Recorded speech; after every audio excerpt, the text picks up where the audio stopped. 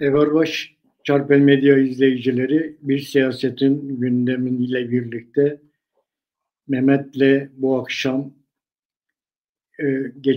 önümüzde geçen haftanın olaylarını yorumlamaya çalışacağız. Mehmet Herame. Vermendi abi. Mehmet, çok yoğun gündem çok hızlı değişiyor. Gerçekten insan yetişemiyor Türkiye'nin hızına. Evet. Ve bölgenin hızına. Evet. Avrupa'da insanlar haber yapmak için bir şey bulamıyorlar. Evet, burada da biz yetişemiyoruz. Orta Doğu'da, Türkiye'de her dakika bir haberdir yani. Gün yeni haber yeni. Evet, aynen. Gün yeni haber yeni diyorum. Neydi öyle bir şey var. Her gün yeni bir dünya kurulur diyorlar. Evet, evet. Türkiye'de her gün yeni bir yeni bir tarihsel olay meydana geliyor. Meydana geliyor vallahi, aynen öyle. Türkiye çok böyle hareketli. Evet. Şimdi Mehmet, Başur'la ilgili Sadır bir açıklama yaptı. Dedi ki İsrail Irak sınırına ulaşmaya çalışıyor dedi. Ulaşacak dedi. Böyle bir açıklama yaptı. Aynı zamanda Irak Savunma Bakanı da dedi ki bir tehdit yok dedi. O da öyle bir açıklama yaptı Başur'la ilgili. Öyle bir şey oldu. Rojava'da Kürtler idam edilmeye devam ediyor Mehmet. İran bu idam tavrından vazgeçmiyor. Onların bu Çarşamba Suri diye bir şeyleri var. Bir etkinlikleri var. O etkinliklerin hazırlıklarında bayağı 19 kişi yaşamını yitirdi. Onun hazırlık çalışmalarını yaparken. 5568 de yaralı olduğu söyleniyor. Yani çok ilginç bir şey. Evet.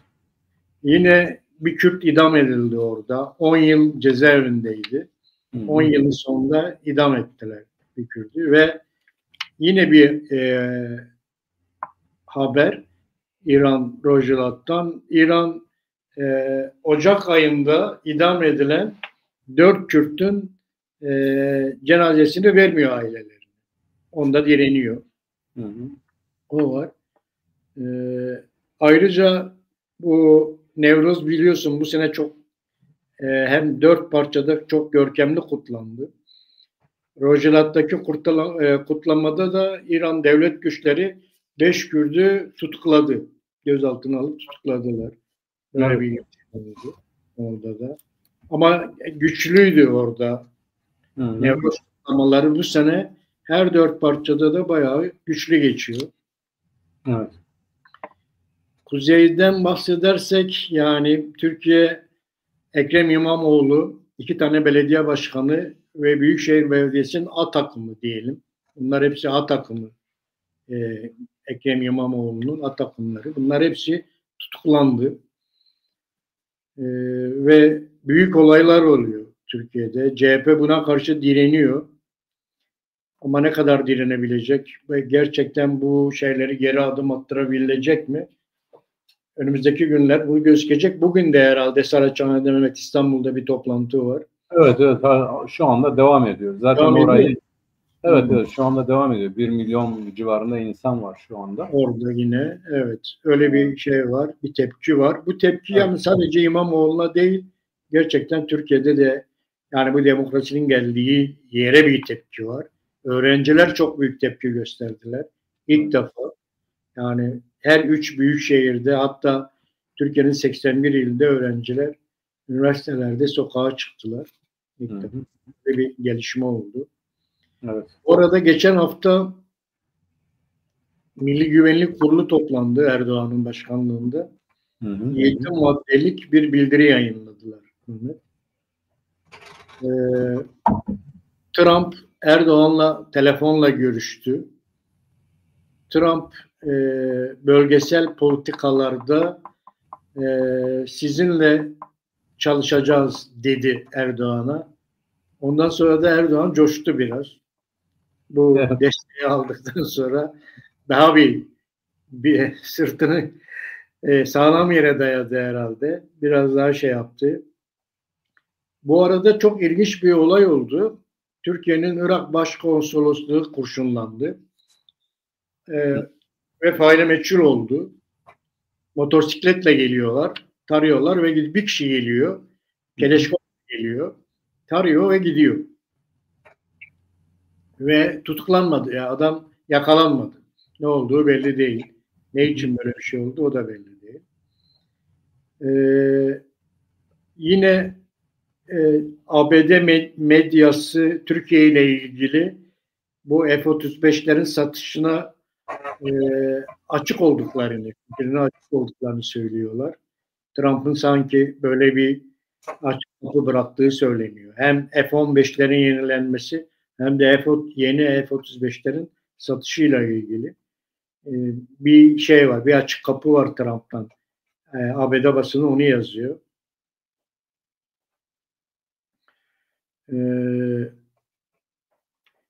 İstanbul Barosu'nun yönetimine mahkeme kararıyla son verildi biliyorsun Mehmet. Evet. Evet. İlginç bir olaydı. İlk defa Türkiye'de bir baronun mahkeme kararıyla, benim bildiğim kadarıyla ilk defa bir baronun mahkeme kararıyla yönetimi görevden alınıyor. Öyle bir şey yaşandı Türkiye'de.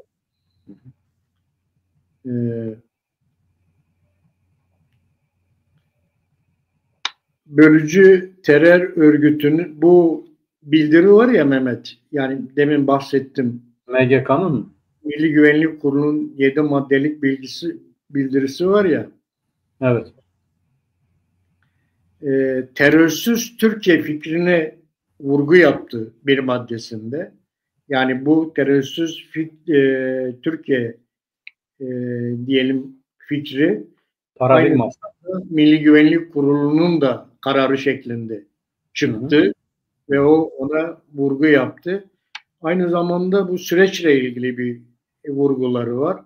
İşte örgüt kendisini feshetsin, silahlarını bırakılsın, silahlandırmayı yapsın.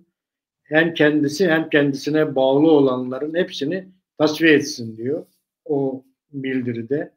Gördüğüm kadarıyla bizimle ilgili olarak söyleyebileceklerim.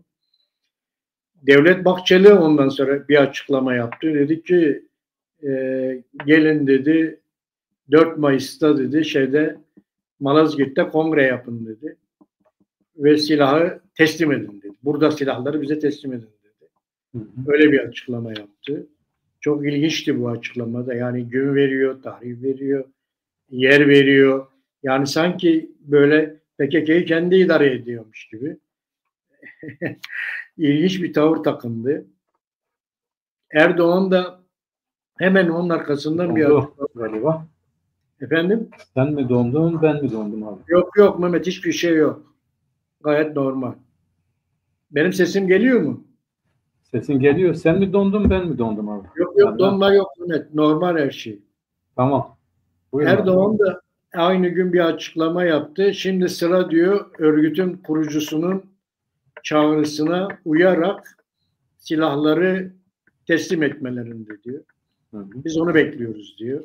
Bunu yapsınlar diyor örgütün kurucusuna. O da kurucu lider çağrısı yaptı.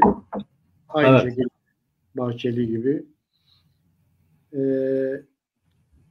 Bugün biliyorsun bu yıl yapılan Nevrozlar çok güçlü oldu. Diyarbakır'daki Nevroz da çok güçlüydü.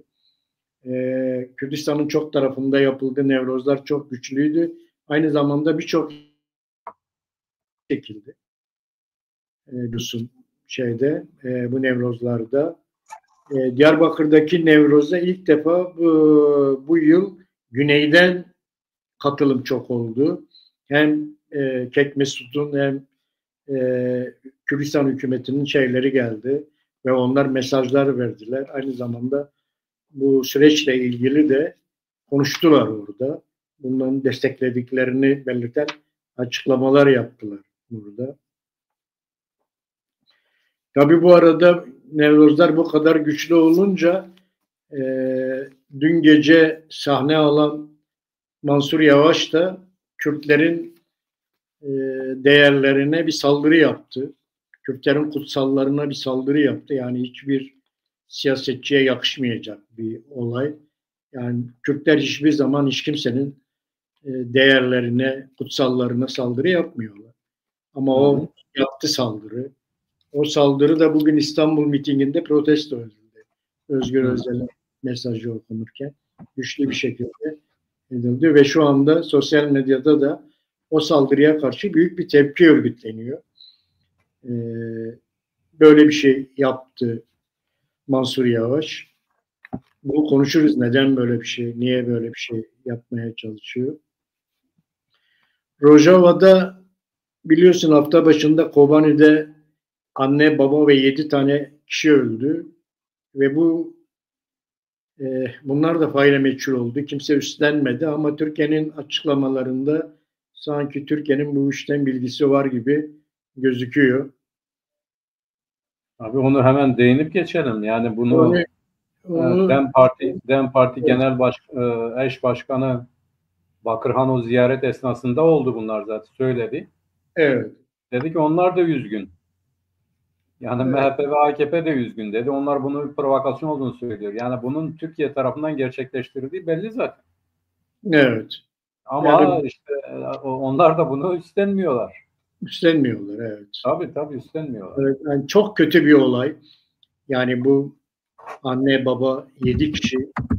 Ben bunu biliyorsun Konya'da böyle bir olay oldu. Anne, baba, yine 7 kişi çocuk. Evet. Ben onların mezarlarına gittim. Yani yürek dayanmıyor. 9 tane mezar yan yana ve bir aile komple katledilmiş. Yani buna yürek dayanmaz. Konya'da gördüm bunu. Gerçekten çok böyle acı bir olaydı. Bu aynı şekilde yine Kürtlere Kobani'de tekrar yaşatıldı. Ne diyelim? Yani bu bizim kaderimiz oldu herhalde. Evet. Hakan Fidan bu HTŞ görüşmeleri bir yabancı gazeteye verdiği demeçte HTŞ ile görüşmelerin ta 2017'de başladığını açıkladı. Yani bu Şara'yla ve HTŞ ile görüşmelerin 2017'de başladığını açıkladı. Aynı zamanda da Şara'nın çok kabiliyetli, çok yetenekli biri olduğunu, Şara'yı övücü şeyler söyledi dış basına. Değişime çok açık olduğunu falan anlattı dış basında. Bu arada ABD Dışişleri Bakanlığı da bu Şara'nın anayasasıyla ilgili bir açıklama yaptı diyor. Onlar Şara diyor anayasa adı altında bir şeyler imzaladı diyor. Aynen açıklama böyle ABD'nin açıklaması. Burada bir güç yoğunlaşması var dedi bu anayasada. Bu bizim dikkatimizi çekiyor ve bunu izliyoruz dedi. Nedir bu? Bunu izliyoruz dedi. Ve bunu takip edeceğiz şeklinde bir açıklamaları oldu. Evet, bunları kaydediyor. Evet, Suriye ilgili. İşte ENKS ile YPG arasında bir heyetin oluşturulması konusunda önemli bir gelişme oldu orada da. O da Suriye ile ilgili önemli bir gelişmeydi. Tabii şimdi en çok bizim bugün burada ele alacağımız konu Mehmet Suriye meselesi. Bu Türkiye'de ne oluyor? Türkiye'nin demokrasisinde bir değişiklik var. Türkiye demokrasi siyaseti devreden çıkıp gücü devreye sokuyor. Yani siyaset artık devre dışı kalıyor. Kim güçlüyse o yapıyor, bastırıyor. Öyle bir gidiş var. Yani siyaset devre dışı kalıyor gibi Mehmet. Ne dersin? Evet, haklısın abi. Oraya gelmeden önce ben de bir iki konuda biraz açayım sen değindiğin konuları. Birincisi Nevroz bütün Kürt milletine ve onu kutlayan bütün halklara kutlu olsun. Ve gerçekten de Nevroz bütün halkların hayatında olumlu şeylerin başladığı bir yıl olsun. Bir yılbaşı olsun öyle diyelim. Evet. Bu Nevroz gerçek anlamda bir Kürt bayramı olarak kutlandı bütün tarafta. Bütün Kürdistan'da. Yani doğuda, batıda, güneyde, kuzeyde. Evet, doğru. Çok ilginç. Belki de ilk defa Kürtler aynı hislerle hareket ettiler. Evet. Yani siyasal mülahazaların ötesinde bir Kürt bayramı idrakı içerisinde hareket ettiler. Öyle kutladılar. Daha ilginci Almanya'daki Nevroz kutlamasıydı. Yani böyle küçük küçük bir araya gelip kutlamalarının ötesinde kitlesel olarak söylüyorum. Artık Kürtler var orada. Yani siyasal hareketlerin ötesinde. Yani siyasetin örgütlediği bir milli bayram. Artık Kürtler, Kürt milleti, Kürt halkı. Tabii siyaset yine var bunun içerisinde ama o siyaset artık oraya bir milli kimlik altında giriyor. Onu öne çıkararak gidiyor. Olması gereken budur. Yani Nevroz bayramı ve onun kutlanması politik değil, bir halkın milli duygularından hareketle kutlanan bir bayram olmalı ve oraya doğru da gidiyor. İlginç bir dikkatimi çeken bir başka özellik, işte sen de az önce söyledin, neden icap etti bilinmez ama bu gidişatı kendisine göre dizayn etmeye çalışan birinin, ismini vereyim mi vermeyeyim mi? Evet. Saraçhane'deki birlikte çıkıp Kürt milletinin bir değerine, bütün halkların değeri vardır, bütün milletlerin değerleri vardır. Evet. Kabul edelim etmeyelim, o milletin değer olarak kabul ettiği, önem verdiği şeylere saygı duyulur. Evet. Nedense o Saraçhane mitinginde özellikle dikkat çekmesi itibariyle de konuşmama başlamadan önce bir şeyler söylemek istiyorum, bir şeye dikkat çekmek istiyorum gibi. Evet. Öne çıkarıcı bir anlayışla Paçavra dediği Kürt bayrağı bütün Kürdistan'da bu Nevroz kutlamalarında öne çıktı. Eskiden bu kadar değildi. Değildi. Herkes, evet, şimdi herkesin elinde o Kürt milletinin zaman içerisinde çeşitli biçimlerde benimsediği ama şimdi artık büyük oranda, belli bir formda kabul edilen Güney Kürdistan Federe Devleti'nde de resmi olarak göndere çekilen o bayrak Nevrozlar'da bütün her yerde ortak bir değer olarak dalgalandırıldı, benimsendi. Öyle görünüyor ki artık Kürt bayrağı tartışması da bitiyor. Kürt bayrağı bugün Kürt Federe Devleti'nin göndere çektiği formu itibariyle bütün Kürtler tarafından da benimsenecek ve bundan sonraki Nevrozlar'da daha güçlü bir şekilde o değere sahip çıkılacak. Evet. Şimdi birilerinin buna paçavra demesi bizim açımızdan problem değil. Ancak bunu diyenler arasında bir utanç vesilesidir. Ve gerçekten kınanması gereken bir hadisedir. Bir milletin değerine bu şekilde hakaret etmek nedense bu kimileri tarafından alışkanlık haline getirilmiş. Hatırlarsın. Karadeniz'e turistik gezi yapan bizim Güneylilerin elindeki o bayrak alındı. Bir de onlar tartaklandı. Doğru. O zaman hatırlıyorsun ama biz bunu yine konuştuk ve hatta Güney'dekileri de eleştirdik. Evet. Bununla övündü o insanlar. Yani biz bunu burada aştırmayız gibi. Yani devlet ciddiyeti olan bir devlet hemen onun hakkında bir soruşturma açardı. Bunu yapamazsınız derdi. Çünkü o bir milletin aynı zamanda da bir devletin sembolüdür. Tanıtan, onu öne çıkaran alameti farikadır. Evet. Ama saygı duymayan kendi değerlerine de saygı duymuyor. Yani bugün Mansur Yavaş bizim değerimize hakaret ettiği zaman demek ki kendi değerleri karşısında da samimi değildir. Evet. Doğru. Onun da hakaret edilmesine yol açıyor. Doğru.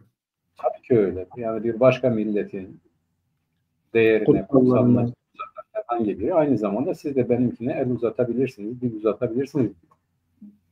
Ama buna rağmen Kürt milleti böyle bir basitlik içerisinde olmadı bugüne kadar. Evet. Ciddi zulümler yaşamasına rağmen ne bir ırkı temelde, ne milli duygularla hareket edip birine zarar verdi. Asla böyle bir şey olmadı Kürdistan'da. Ne de birilerinin kutsallarına karşı bir saygısızlık yaptı. Böyle bir şey de yapmıyor. Tabii ki siyaseten bunlar eleştirilebilir, bu yapılabilir, şu yapılabilir ama böyle kamuoyu önünde, üstelik orada Kürtlerin de olduğu bir yerde, bir alanda hakaret ederek ve üstelik de hak, hukuk, adalet diyen, sözde demokrasi için, hak için, adalet için orada olduğunu söyleyen, haksız bir şekilde gözaltına alınan ve tutuklanan birine destek için orada olduğunu söyleyen birinin böyle bir girişimde bulunması, böyle buna tevessül etmesi onun gayri samimi olduğunu gösteriyor. Ve bilincinde olsun ya da olmasın artık bunu gerçekten terk edilmesi lazım. Gerçekten terk edilmesi lazım. Neden? Çünkü Kürt milleti bu Nevroz'da da görüldüğü gibi ya da bugünkü Nevroz'da da görüldüğü gibi kendi değerlerine sahip çıkıyor. Buna izin vermez. Buna hakaret edenler aslında kendileri değersizdir. Buna hakaret edebilecek kadar onlarda bir kişiliğin olmadığını görüyoruz, söyleyebiliriz. Bu tip insanlar nezdinde onun sahip olduğu milletin değerlerini tabii ki hakaret hakkının ucundan geçmez ama bunun kişiliksiz biri olduğunu rahatlıkla söyleyebiliriz. Karakteri oturmamış. Bunun ne demek olduğunu bilmeyen ve Van'a giderken hatırlıyorsun o Cumhurbaşkanlık adayları arasında sayıldığı zamanda Kürt milletine çok affedersin yaltaklanan bir karakter idi bu. Hatırlıyorsun abi. Evet. Ya da belediye seçimlerinde nasıl onların oyunu almak için nasıl dalgalara çevirdiği biliniyor. Ya da nasıl o konuda farklı konuştuğu biliniyor. Buna rağmen bu mitingde geldi, hiç yeri değilken Kürt milletinin değerine paçavra edildi. Ama bu bize düşen yönüyle biz bunu böyle cevaplarız. Kötü söz sahibinin o bir paçavra değil, bizim milletimizin beğendiği bir değerdir, desteklediği bir değerdir. Onu birileri paçavra diyor, paçavra olacağı da yoktur. Tam tersine Kürt milletinin orada gösterdiği gibi daha da gönlere çekilecek, daha da yükseklere kaldırılacaktır bu bayrak. Şimdi bu neden böyle yaptı? Ben dikkat çekilmesi gereken yön de budur. Aynen onun dediği gibi. Biz de ona dikkat çekelim. Diyorsun bu altılı masa hadisesi sonra da işte Kılıçdaroğlu'nun tabiriyle birileri bana ihanet etti dedi. Şimdi bu ihanetin ne olduğunu biliyoruz artık. Gerçekten bugün bu İmamoğlu'nun tutuklanması hadisesine binaen meydana gelen protestolarda herkesi halisane duygularla orada olduğu konusunda olmadığını belirtmemiz lazım. Evet. Bunlardan biri de belki en başına gelen de Mansur Yavaş'tır. Tutumu, davranışı, yani bu devlet içerisindeki kavgada anlaşılan devletin bir kesimi öbür kesimini alt etmek için birilerini bölmeye çalışıyor. Bu bir bölen olarak da Mansur Yavaş kullanılıyor. O da buna hazır, buna uygun hareket ediyor. Bu Saraçhane mitinginde kendisinin farklı olduğunu ya da bu orada zaten Kürtlerin de olduğunu bile bile onların desteklerini, onların orada bulunmasını rencide etmek ve giderek pasifize etmek amacıyla böyle bir söylemde bulundu. Yani kendi menfaatine gelecekte devleti ele geçirmek açısından kavga eden güçlerin biri lehine bunları söyledi. Ama bu güya orada desteklediği İmamoğlu'nun lehine olan bir şey değildir. Çünkü gerek İmamoğlu ne dersek diyelim gerek İmamoğlu gerekse Özgür Özel çok açık bir şekilde bu kent uzlaşısını sahiplendiler. Bugüne kadar hiç olmadığı şekilde sahiplendiler. Herhalde onlar da yani bundan kaçışın yolu yok. Biz sahiplenelim dediler ve sahiplendiler. Biz bunu yaptık, yapmaya devam edeceğiz dediler. Ve ilk defa yüksek sesle Kürt milletinin hakkından, hukukundan da söz ettiler. Bugüne kadar etmiyorlardı. İsimler anılırken içeride olan Kürtlerden de söz ettiler. Yani her ne kadar bizimkisi hidayete erse de Selahattin Demirtaş, yani o eski muhalif kimliğinden artık vazgeçse de içeride olması hala bir adaletsizliktir, bir hukuksuzluktur. Aynen İmamoğlu'na yaptığı gibi haksız bir tutuklama ve bir siyasal tutukludur o. Biz bunu söylemeye devam edelim. Gerçek odur zaten. Onu da anarak, onu da söyleyerek, onu da sahiplenerek konuşması Türkiye Cumhuriyeti Devleti belli bir cenahında giderek şu netleşiyor. Kürtler olmadan demokrasi falan olmaz. Kürtlerin hakkı hukuku teslim edilmeden. Kürtlerle de biz gerçekten eğer eşit olacaksak, eğer bu memlekette bir arada yaşayacaksak her yönüyle onu söylemekten başka çare yoktur. Düzeyine gelen ya da o düzeyde olması gerektiğine inanan, gelecekte ne yaparlar onu bilemiyoruz. Onu rezerv olarak belirtmek lazım. Ancak giderek bu konuda bir eğilimin giderek güçlendiğini söyleyebiliriz. Yani bunlar iktidara gelir, iktidara geldikten sonra ne yaparlar, ne ederler onu bilemiyoruz. Biliyorsun abi biz bir zamanlar hala henüz Kılıçdaroğlu orada başkanken biz CHP ile görüştüğümüzde açık açık dedik ki tamam yani bizden destek istiyorsunuz da ne olacak yani bizim taleplerimiz var. Kürt milletinin bu ülkedeki konumu bu. Eskiden Kart-Kurt'tu, şimdi Kürt'tür ama bu sefer de hakları yok biliyorsunuz. Evet Kürt var ama hakkı yok. Eskiden Kürt de yok, şimdi var ama hakları yok. Mesela demiştik ki ya bir ana dilde eğitim konusunda ne düşünüyoruz? Ama bize çok net bir şekilde biz yani ana dil konusunda, resimleşmesi konusunda bir siyasetimiz yok dediler. Çok net bir şekilde söylediler. Bugün de şu anda Kürtlerden destek isteyen, yani bu Kürtleri kendi yanına çekmek isteyen, iktidar mücadelesinde onların desteğini görmek isteyen çevreler bu düzeyde bir soru karşısında ne diyecekleri hala muamma. Yani mesela şimdi evet Kürtlerin hakkı var, hukuku var, ana dillerinde eğitim olsun, kendi kendini yönetsinler diyor musunuz diye sorsak yine kıvıracaklar. Yani bu konuda ciddi bir dönüşüm olduğu kanaatinde değilim, fakat şu konuda eğer iktidar olmak istiyorlarsa, eğer belli bir yere gelmek istiyorlarsa Kürtlerin desteği olmadan bunu yapamayacaklarını bilinçliyorlar. Bunu biliyorlar. Şimdi Türkiye'de ne oluyor abi? Az önce senin de dediğin gibi. Yani demokrasi mi yoksa bir güç inşası mıdır? Türkiye Cumhuriyeti tarihinde 1938'e kadar, hatta 1950 seçimlerine kadar diyebiliriz ki bir tek parti diktatörlüğü var. Evet. Yani Cumhuriyet Halk Partisi var. 1931'de bir serbest fırka kuruldu. Fethi Okyar mıydı? Kimdi onun başındaydı? Ama baktılar ki milletin hepsi oraya kayıyor, hemen kapattılar. Tekrar Cumhuriyet Halk Partisi olarak devam ettiler. İlginçtir. Cumhuriyet Halk Partisi il başkanları aynı zamanda oradaki kaymakam ve valiydi de. Hem CHP ilçe başkanı, il başkanı hem de oradaki vali veya kaymakam. Ya da devletin vali ve kaymakamları bulundukları yerlerde CHP'nin de ilçe veya il başkanlarıydı. Şimdi Tayyip Erdoğan bunu bir zamanlar söyledi, dedi ki niye o zaman oluyordu da şimdi niye olmuyor? Neden yakınıyorsunuz? Yani milli şef dönemini kabul ettiniz, o doğruydu dediniz. Yani şimdi biz milli derken neden siz böyle tek adam iktidarı diyorsunuz? Neden yani başkanlık sistemine karşısınız?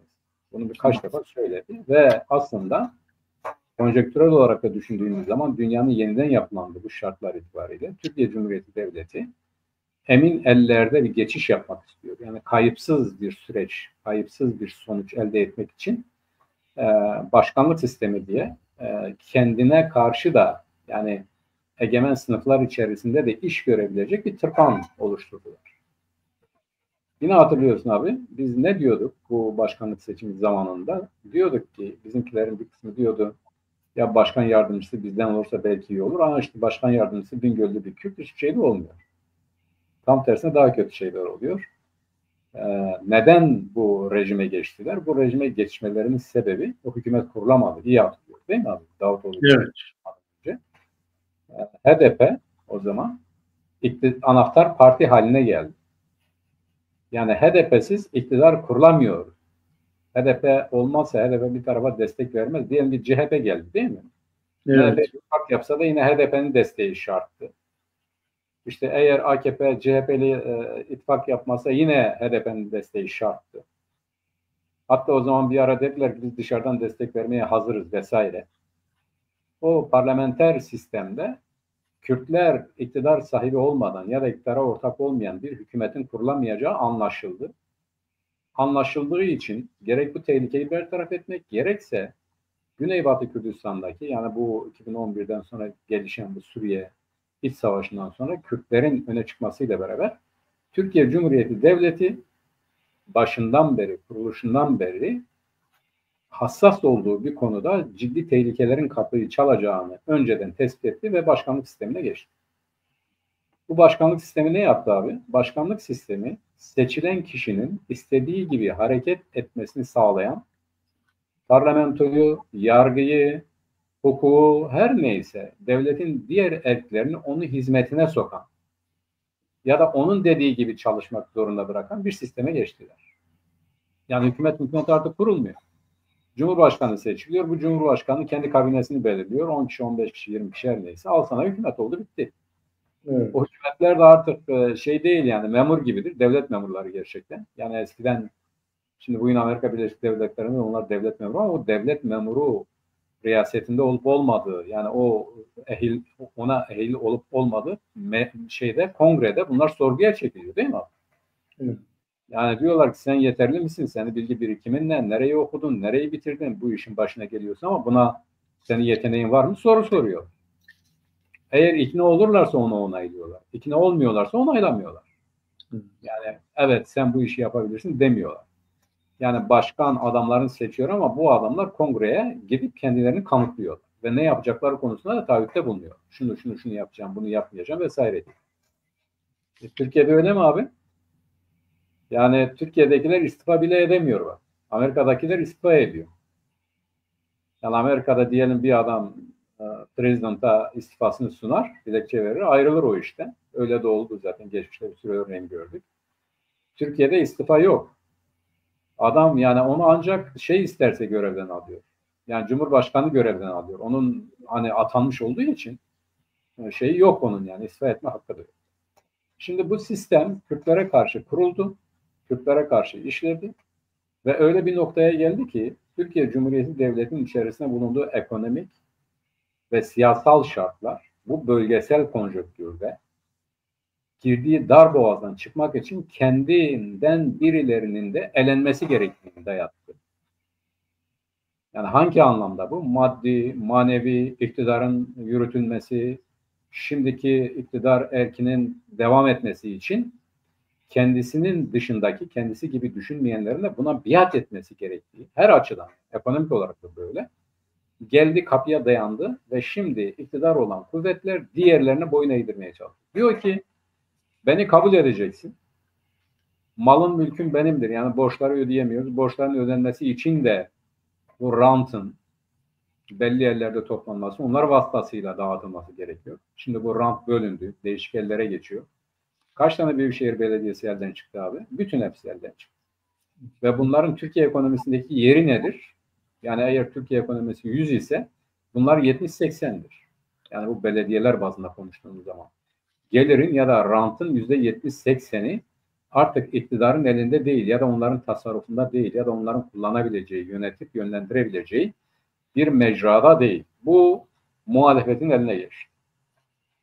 Şimdi bunun temerküz edilmesi için, bunun yeniden merkezleştirilmesi için, bunun yeniden tek elden dağıtılması için siyasetin de buna göre dizayn edilmesi gerekiyor. Şimdi siyaseti sen bir diktatörlük kurmak mı ya da otoriter bir rejim mi kurmak diyorsun? Güç inşası mı? Evet. Güç inşasıdır. Yani bugün mevcut iktidar artık kendisine göre bir muhalefet, kendisine göre bir ekonomi, kendisine göre bir siyaset, kendisine göre her açıdan kendisine göre bir Türkiye inşa etmek istiyor. Esası bu, özü budur. Yapılmak istenen bu. Bugün gerçekten artık siyaset, yani Türkiye'de siyasetin yerini bir güç alıyor Türkiye demokrasisinde. Güçlü olan artık bu işin sahibi. Diğer herkesi, bütün muhalefetini ezme şansı var. Ezebiliyor, istediğini yapabiliyor. Ve de bu yeni bir şey çıkardılar işte, gizli tanık diye. Onun herkesi suçlayabiliyor. Herkese her şey yapabiliyor. Artı yani bu İmamoğlu'nun davasında ortaya çıktı. İddianamede bir savcı aynen şunu söyleyebiliyor Mehmet. Diyor ki siz diyor metropolde yaşayan Kürtleri diyor güçleri olmamasına rağmen diyor belediye meclisine taşıdınız diyor. Ve çoğunluğu sağladınız diyor. Çoğunluğu sağladınız diyor. Yani bu, yani demek ki yani Kürtlerin böyle seçilme hakkı yoktu. Yani biz bunu kabul etmiyorduk. Siz getirdiniz bunları İstanbul Belediyesi'nde meclis üyesi yaptınız diyor. Tabii. Aynen böyle davranıyor. Yani Türkiye, bak bu öyle bir şey ki yani siyasi partiler yasasında ve belediyeler yasasında Türkiye bir belediye başkanlığına, meclis üyeliğine veya il daimi encümenine üye olmak için, aday olabilmek için Türkiye Cumhuriyeti vatandaşı olmak yeterli. Evet, 18 yaşını bitirip Türkiye Cumhuriyeti vatandaşı yerine olup bu yüz kızartıcı bir suç işlememiş olmak, evet, budur. Ve şimdi bize öyle bir şey, öyle bir yapıyor ki siz Türkiye Cumhuriyeti vatandaşısınız ama ama siz buralara gelemezsiniz. Tabii. Siz meclis üyesi olamazsınız, siz belediye başkanı olamazsınız, siz seçilemezsiniz. Bunu bir savcı söylüyor, bir hukuk adamı söylüyor. Hı. İşte bu neye delalet ediyor? CHP'nin bana göre yani bugün halk sokaklarda tepki gösteriyor. Kabul edelim veya etmeyelim. Ekrem İmamoğlu'na karşı gerçekleştirilen operasyon yasal açıdan, hukuk demiyorum. Hukuk diyorlar ya, hukuk değil, yasal açıdan gerekçeleri olmayan, bütünüyle iddiaya dayanan, yani az önce senin de söylediğin gibi, şunu söylüyor, sen birileriyle ittifak yaptın, seçimlere gittin, iktidar oldun. Ne var bunda? Yani birileri de evet, ilk defa bunu söylüyorlar ama. Evet. Yani ilk defa Özgür Özel dedik, evet yaptık, bir daha yapacağız diyor. Eskiden Evet. kabul etmiyorlar. Etmiyorlardı. Öyle bir şey yok diyorlar. Yani herkes bize oy verebilir, biz kimseyle ittifak yapmıyoruz. İmamoğlu neyse ki öyle demiyordu. Şimdi bazen de diyorlar ya, hükümetin değişmesini istiyor. Ya birisi çıkıp demiyor ki evet, hükümetin değişmesini istiyoruz. Yani hükümetin değişmesini istemek suç mu? Tabii ki bu hükümetin değişmesini istiyoruz. Bunun değişmesi Evet. için çalışıyoruz. Sen de zaten bizi değiştirdin. Geldin iktidar oldun. Sen nasıl oldun yani? Yani bu Cumhuriyet kurulduğundan beri senin mutlaka iktidar olman gereken diye bir kural mı var? Daha yeni sen iktidar oldun. Şimdi bunu ne yazık ki açıktan evet biz iktidar olmak istiyoruz. Sizi de indirmek istiyoruz. Bu bizim hakkımızdır. Muhalefetiz çünkü sen iyi idare edemiyorsun. Seni değiştireceğiz, seni göndereceğiz diyemiyorlar açıktan. Çünkü diyorlar ki biz böyle dedik, bize diyorlar siz darbecisiniz. Ya bunun şimdi sen siyaseti açık, net bir şekilde yapmazsan. Bak mesela abi şimdi e, geldi nereye dayandı? Az önce söyledim ben. İktidar artık kendinden olanları yemeye başladı. Klasik hikayede olduğu gibi sarı öküzü vermeyecektik diyorlar ya. Evet. Bunlar şimdi hala bunu söylerlerken diyorlar ki anayasa oylamasında ya da burada şurada vesaire miadı oradan başlatıyorlar. Bu yanlış. Nereden başladı bu iş? Yani bu kendilerine yönelen tırpan hadisesi ne zaman başladı? Hatırlıyorsun, Kürt milletvekillerinin dokunulmazlıkların kaldırılması hadisesi oldu. Orada başladı. Orada başladı ve Kılıçdaroğlu ne dedi? Dedi ki bu anayasaya aykırıdır ama destek vereceğiz. Niye dediklerinde ya bize derler siz terörle işbirliği yapıyorsunuz.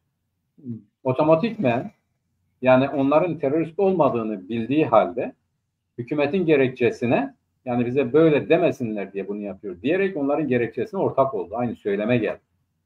Evet. Şimdi geldi kendilerine tırpan yöneldi.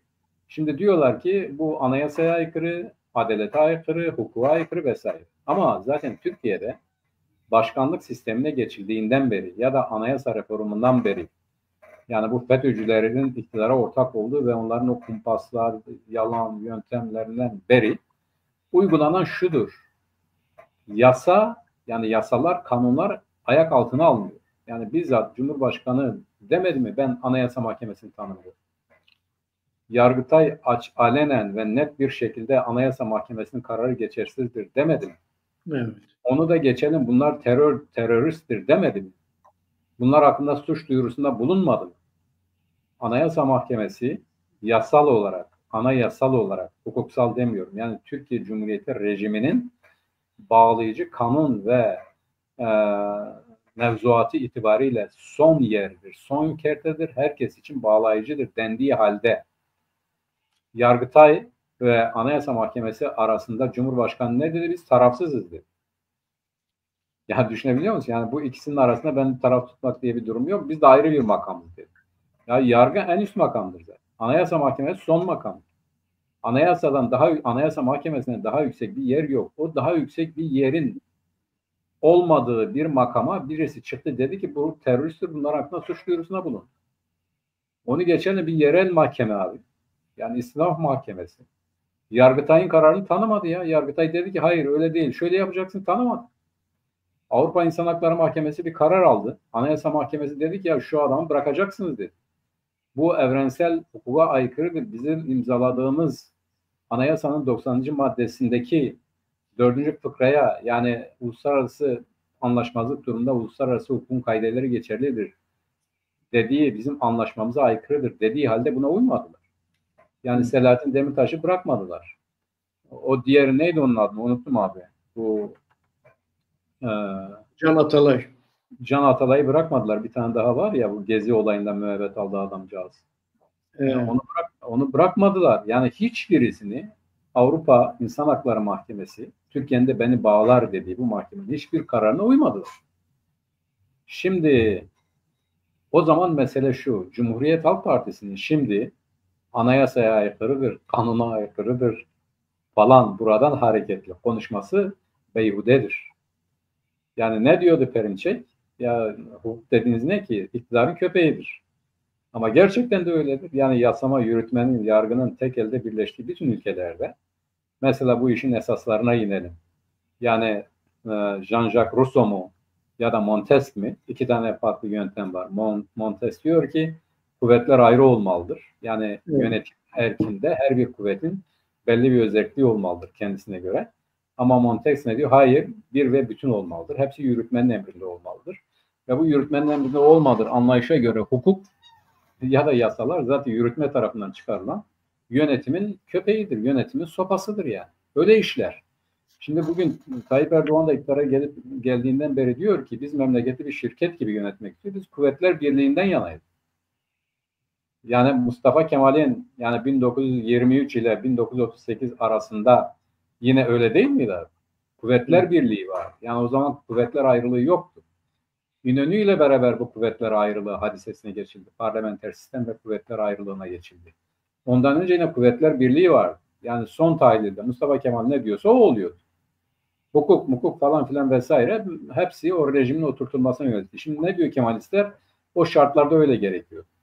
Hayır, o şartlarda öyle gerekmiyordu. Zaten öyle olduğu için zihniyet. Yani Jean-Jacques Rousseau'cu yönetim felsefesi benimsendiği için öyleydi. Montesquieu'nin yönetim felsefesiyle yani bu Fransız devrimi diyoruz ya, o ondan hareketle kuruldu Türkiye Cumhuriyeti Devleti. Ama orada iki farklı yönetim tarzı vardır, anlayışı vardır. Kuvvetler ayrılığı ve kuvvetler birliği. Şimdi Tayyip Erdoğan da iktidara geldiğinden beri biz kuvvetler birliğinden yanayız diyor. Ve memleketi bir şirket gibi çalıştıracağız. Yani şimdi burada problem çıkıyor zaten. Yani anlayış bu olunca yasalar, hukuk vesaire falan filan ikincildir. CHP'nin bugün şu kanuna aykırı, şu anayasaya aykırı, yok şu teamüle aykırı falan bunlar hikayedir. Hadise Türkiye Cumhuriyeti Devleti'nin geldiği yol ayrımında belli bir kesimin yani eskiden diyorduk ya burjuvazinin en üst kesiminin diğerlerini de disiplin altına alması hadisesi.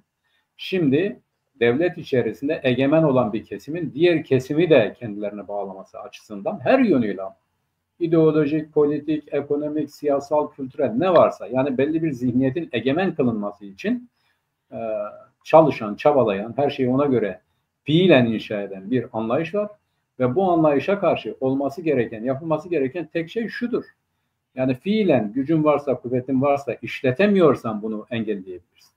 Yoksa anayasaya git, o kanuna aykırı, bu hukuka aykırı az önce söyledin abi. Barolar Birliği'nin yönetimini mahkeme kararıyla görevden aldır. Hani diyorlar ya mahkeme kararı mı var? Onu da çıkarır. Zor değil ki.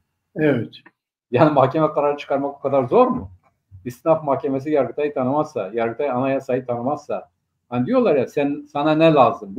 Bu işe uyman için ne lazım? Mahkeme kararı. Onu da çıkarırız. Mesele değil ki. Şimdi bence süreç bu. Bu hukuk Perinçek'in kavramıyla bu aşamada Türkiye'deki hukuk yönetimin hizmetkarıdır. O siyasal iradenin hakim kılınması için işliyor, çalışıyor. Hiç kimsenin de buna bir itirazı yoktur. Yani bugüne kadar sen böyle bir hukuksal şey gördün mü, itiraz gördün mü? İtiraz edenler de zaten mesela o diplomanın geçersiz kılınması için rektör imza atmadı, istifa et dediler. Adam istifa etti gitti. Onun dışındaki yönetim tuttu bu diploma geçersizdir dedi. Ya hukukta Romalardan beri bak abi. Yani şimdi Türkiye'nin kullandığı Roma hukukudur ya. Romalılar da diyorlar ki müktesep hak diye bir şey var. Yani sana bir hak tanınıyor ama diyelim ki 3 sene, 5 sene, 10 sene sonra o hak bir başkasına tanınıyor. Yeni kanun çıkıyor fakat bu sana işlemez. Müktesep kazanılmış haklar ortadan kaldırılmaz. Çünkü onlar menfi değil.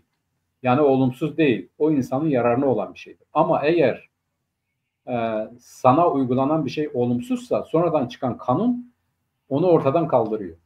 Çünkü sana zararı var. Hukuk denilen şey böyle bir şeydir. Geriye doğru, olumlu anlamda geriye doğru, olumsuz anlamda geriye doğru işlemez. Ama olumsuzlukları ortadan kaldırmak için o ana kadarki bütün olumsuzlukları ortadan kaldırmak için iş görür. Kanunlar böyle, hukuk böyle. Hukuk dediğimizden. Şimdi ne yaptılar? 25 sene mi olmuş? Yani İmamoğlu'nun da artık ne zaman aldığını unuttuğu bir diploma. Sen buraya yatay geçiş yaparken işte usulsüzlük olmuş. Ne zaman? 2011 yılında çıkarılan kanuna göre. Bu adam ne zaman o yatay geçiş yapmış? Ondan bilmiyorum 10 sene önce. Ya şimdi 10 sene önceki mevzuatı sonradan çıkaran bir kanunla sen yok sayamazsın. Çünkü o 10 sene önceki mevzuatla insanlar meslek sahibi olmuş, şimdi bir yerlerde profesördür. ODTÜ'deydi herhalde bir profesörün biri. Onunkini de iptal ettiler. Yani şimdi böyle bir saçmalık olabilir mi? Yine söylüyorum. İktidar açısından, yani şimdiki bu egemen olmak isteyen kesimler açısından hukuk kendilerinin lehine olduğu zaman hukuktur. Kendi işlerini görmüyorsa hukuk değil, bir kenara çekiyorlar, fiilen yapıyorlar bu işi. Yani fiili ilişkiler üzerinden devam eden bir süreçtir. CHP bunu böyle algılamazsa, buna göre bir tutum belirlemezse hiçbir şey yapamaz. Mesela bak şimdi abi, az önce de konuştuk. Şimdi bu İmamoğlu grubuyla ilgili verilen karara bak. Ne dediler? Suç işlemek üzere örgüt kurmak. Örgütün başında kim? İmamoğlu. Ve aynı zamanda terörle işbirliği yapmak. Kent uzlaşısı terör örgütüyle işbirliği yapmak. Bu örgütün başında kim var? Onda da İmamoğlu. Şimdi ne yaptılar? Dediler ki ya İmamoğlu mali menfaat sağlamak için suç örgütünün başıdır, öyle tutuklayın. Ama dediler ki terör örgütüyle işbirliği konusunda diğerleri öyle tutuklandı. O konuda da o diğerlerini terörle iltisaklı hale getirdi. Onları öyle içeri aldı. Şimdi o terörle iltisaklı hale getirip içeri attıkları yerine kayyım atadılar. Evet. Şimdi İmamoğlu'nun yerine kayyım atamamak için artık bu bir pazarlık mıdır? Onda konuşmak lazım. Senin fikrin de önemli abi. Ya da bu yılanı deliğinden çıkarmak için biraz gevşetmek midir? Yani yarın öbür gün bunu yapın. Şimdi kitleler ayaktadır. Böyle bir şey tevessül etmeyin. Ona mı geliyor? Bilemiyoruz. Fakat aynen bu İstanbul seçimlerinde olduğu gibi bir sandığa atılan aynı zarfın içerisindeki oyları sayarken 3 tanesi geçerli, bir tanesi geçersizdir diyen düşün yani. Yani o konuda bunlar bile, CHP buna bile itiraz etmemiş bir partidir. Onu geç, mühürsüz oylar sayıldı. Mühürsüz oylar sayıldı.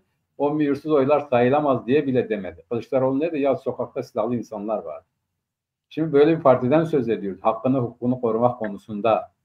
Yani bu kadar açık bir hukuksuzluk, bir kanunsuzluk varken ve durum fiilen belliyken, yani fiili ilişkilere dayandığı belliyken buna rağmen hakkını, hukukunu savunamayan bir parti, yani böyle ciddi bir kavgada, ciddi bir mücadelede başarı sağlayabilir mi? Şimdi adam kalktı orada bize de hakaret etti. Yani birisi demedi ki yani biz bu herkesin düşüncesi değildir, özür diliyoruz. Yani biz bir milletin değerlerine saygılıyız demedi ya.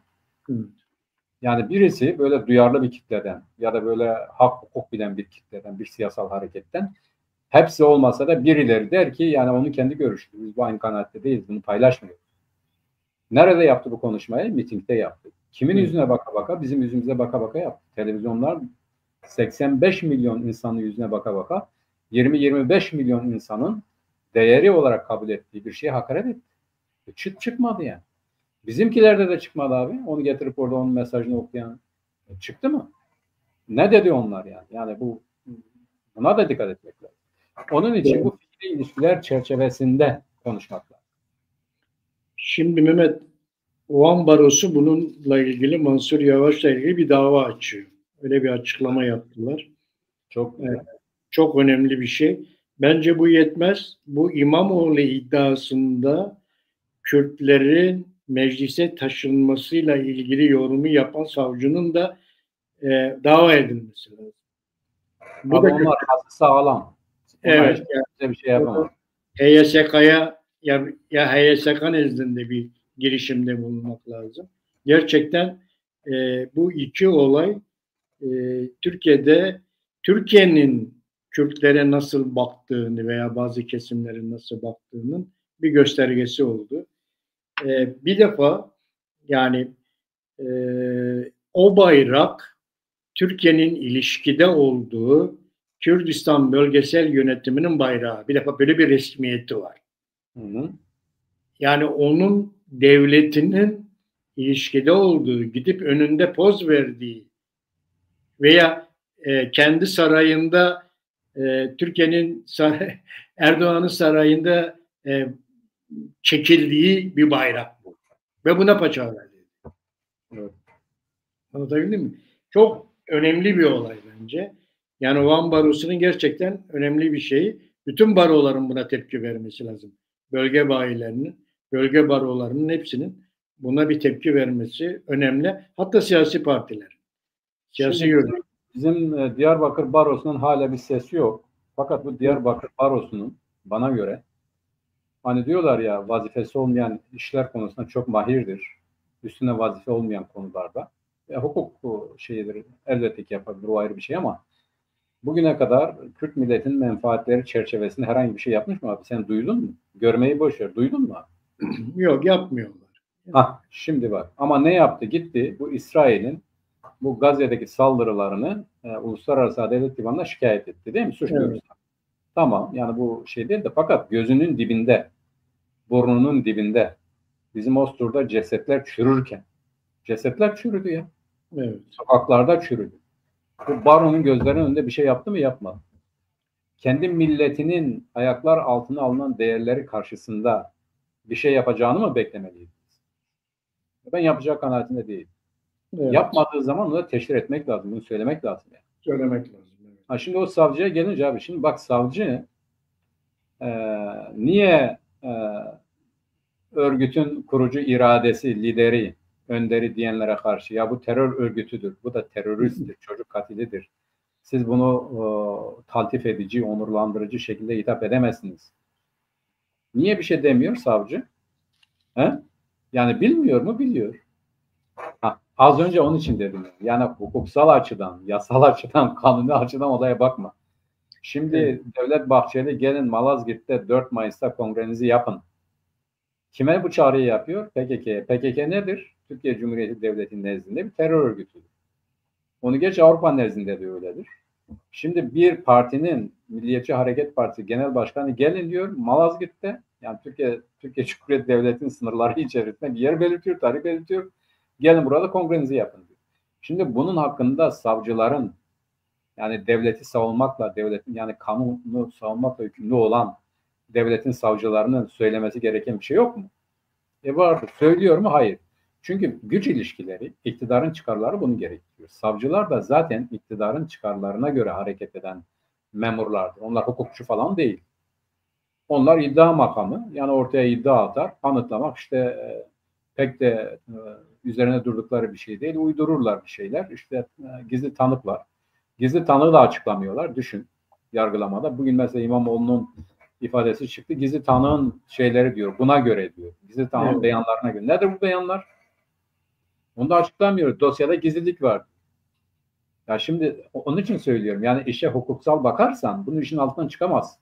Evet. Mesele şu. Bir güç odağı inşa edilmek isteniyor ya da mevcut güç odağının paylaşan birileri tasfiye edilmek isteniyor ve buna göre hareket ediyor. Yoksa burada hukuk, yerindelik, meşruiyet, hak vesaire falan filan yok böyle bir şey. Yok böyle bir şey. Bunun dışında konuşmak lazım. Yani bir de öyle demokrasi şeffaflık rejimidir. Yani gizli tanık nedir? Ama demokrasi mi var yani? Sen şimdi evet yani onu anlatmaya çalışıyorum. Yani gerçekten eğer bir demokrasi varsa, eğer böyle bir demokratik toplum falan kurulacaksa, eğer burada bir şeyler olacaksa yani önce bir şeffaflığın olması gerekiyor. Yani gizli tanık nedir yani? Nasıl bir gizli tanık? Uluslararası hukukta yoktur. Çok önemli. Türkiye'de Anayasa Mahkemesi de bunu reddetti zaten. Evet.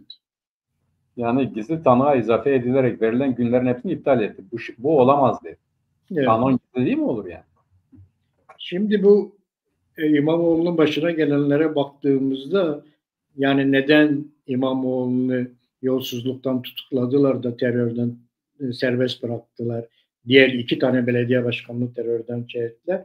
Şimdi bence burada biraz bu kitlenin yatışmasını bekliyorlar.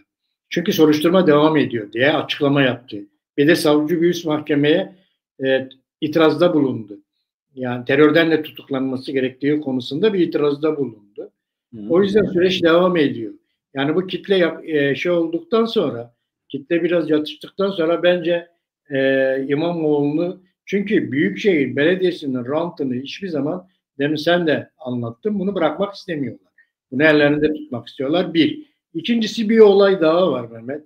Şimdi İstanbul Büyükşehir Belediyesi'nin meclisi 314 kişi. İstanbul Büyükşehir Belediye Meclisi 314 kişi.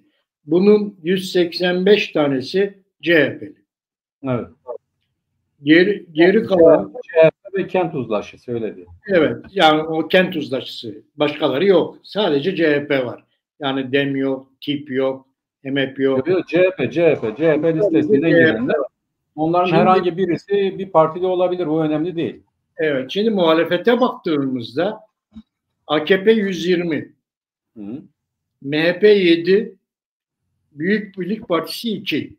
Yani 130. Yani 185'e 130 bir CHP'nin mecliste üstünlüğü var. Evet. Eğer çarşamba günü oylama yapılacak, birinci oylamada 3'te 2 çoğunluk aranır bu seçimlerde. İkinci oylamada 3'te 2 çoğunluk aranır. Üçüncüde salt çoğunluk aranır. Şimdi burada bir numara dönebilir belki. Çünkü nasıl bir numara? Yani Mehmet 180'e 130. Tamam 50 tane 55 tane fazla abi. 50-55. 25 tanesi döndüğü anda her şey değişir. Tabii ki yani o muhtemeldir. Ona bir şey demiyoruz ama fakat evet. Şöyle düşün bak şimdi sen güzel izah ettin de dedin ki yani şimdi Ekrem İmamoğlu'nu terörle iltisaklı tutuklamalarının sebebi bu süreci gözetiyorlar. Biraz ortam yatışsın. Savcının iddiası, itirazı zaten var. O itirazı yapacaklar. İmamoğlu'nun yerine kayyum atayacaklar. Değil mi? Evet. Şimdi İmamoğlu görevden alındı şu anda. Şimdi valinin çağrısıyla da seçim yapılacak. Bak bu çok önemli. Zaten vali yapar çağrıyım. Evet. Yasa öyle. Tamam onu diyorum yani. Yani evet. Vali gelecek, meclisi toplantıya çağıracak, birini seçtirecek. Evet seçtirecek. Şimdi o yeni seçilen biri yani ondan sonra İmamoğlu'nu terörle iltisaklı hale getirseler de bile yeni bir tane seçildiği için belediye başkanı CHP'li olmaya devam eder. Doğru. Yani burada kanun eğer bu bir anlaşma değilse bak bu çok önemli. Şimdi kimileri diyor ki uzlaştılar. Kimileri diyor ki bu rantı paylaşmak için Şişli Belediyesi ile Beylikdüzü Belediyesi'ni iktidara verecekler. Verdiler. Onları terörle iltisaklı sayarak tutukladılar. Oraya kayyum atandı zaten. Şişli'ye atandı abi. Şimdi Şişli Belediyesi çok büyük bir belediye. Yani rantı en yüksek belediyelerden biridir. Evet. Şimdi Büyükşehir Belediyesi'ni de CHP'de tutarlarsa Beylikdüzü ve Şişli'yi de iktidar alırsa yani belli bir çerçevede anlaşmış sayılır. Şimdi bu bilinçli midir? Planlanmış bir şey midir yoksa senin dediğin gibi yılanı deliğinden çıkarmak için biraz gevşetme siyaseti midir? Yani mevcut durumda Ekrem İmamoğlu'nu da terörden tutuklayıp oraya kayyum atarsak Saraçhane'deki kuşatma ne dedi Özgür Çelik? Biz buraya kayyum sokmayız dedi. Buradan gitmeyeceğiz dedi. Kayyum atanmasına da atansa bile buraya sokmayacağız dedi. Bundan dolayı mıdır? Yani bu fiili durumu bak o çok önemli. Az önce de hep konuştuğumuz fiili durum ya. Bu fiili durumu göz önüne alarak muktedir olanlar fiilen öbür tarafa da sormadan bir paylaşım mı yaptılar? Yani onları dağıtmanın yolu Büyükşehir Belediyesi'ne kayyum atamamaktır. Bunu da şimdi atamayalım. Yoksa sorun çıkar. Onun için 2 tanesini atarsak buna bir şey demezler ama Büyükşehir'e karşı çıkarlar, dağılmazlar. Düşüncesinden hareketle midir? Yani bütünüyle muktedirlerin kurduğu bir plan mıdır? Gelecekte yürürlüğe koymak için hazırladıkları planın şimdi kısmen uygulanması mıdır? Yoksa bu CHP ile onlar arasındaki bir uzlaşma mıdır? İki anlama da gelebilir abi. Evet. Yani CHP mesela bugün Şişli Belediyesi'ne kayyum atandı. Biz buraya kayyum sokmayacağız diye bir tepkisi oldu mu? Olmadı. Öyle değil mi? Evet, evet. Yani olmadı bir tepki. Yani biz buraya kayyum sokmayız demediler. Büyükşehir Belediyesi'ne sokmayız dediler. Şimdi Beylikdüzü Belediyesi'ne kayyum sokmayız dediler mi? Demediler. Yani bugün Esenyurt Belediyesi'ne kayyum sokmayız dediler mi? Demediler. Şimdi bana göre muhtemeldir ki muktedirler bunu düşünerek yaptılar. Yani Büyükşehir Belediyesi'ne kayyum atamayı göze alamadılar. İster pazarlık neticesinde olsun, isterse kendi planları olsun. Çünkü gerçekten de şu anda fiili güç ilişkileri buna müsaade etmiyor. Mesela işte basına yansıyan şeylerden biri şudur. Yani tepedekilerin bu kitleyi dağıtmak yönünde bir emri vardır, bir iradesi var ama fiiliyatta bu olmuyor. Fiiliyatta bunu harekete geçiremiyorlar. Yani valiler bunu sağlayamıyor, emniyet müdürleri bunu sağlayamıyor. Gerçekten de yüz binlerce insana karşı bir şiddet kullanma hadisesi mümkün olmaz yani. Bu çok büyük bir felaket olur. Bunun altına hiç kimse kalkamaz. Şimdi bu fiili ilişkiler çerçevesinde gelişen bir şeydir bana göre, bana sorarsın. Yani onların yaptığı plandan çok, onların yaptığı bir planı hayata geçirmeden çok, onların planının hayata geçemeyeceğini hesapladıkları için böyle bir şey yaptılar. Dikkat et, bir gün geciktirdiler o hükmün açıklanmasını. İfadeleri uzattılar, bunu yaptılar, şunu yaptılar, ellem ettiler, kalem ettiler. Muhtemelen hakimlerle, savcılarla görüştüler muhtemelen.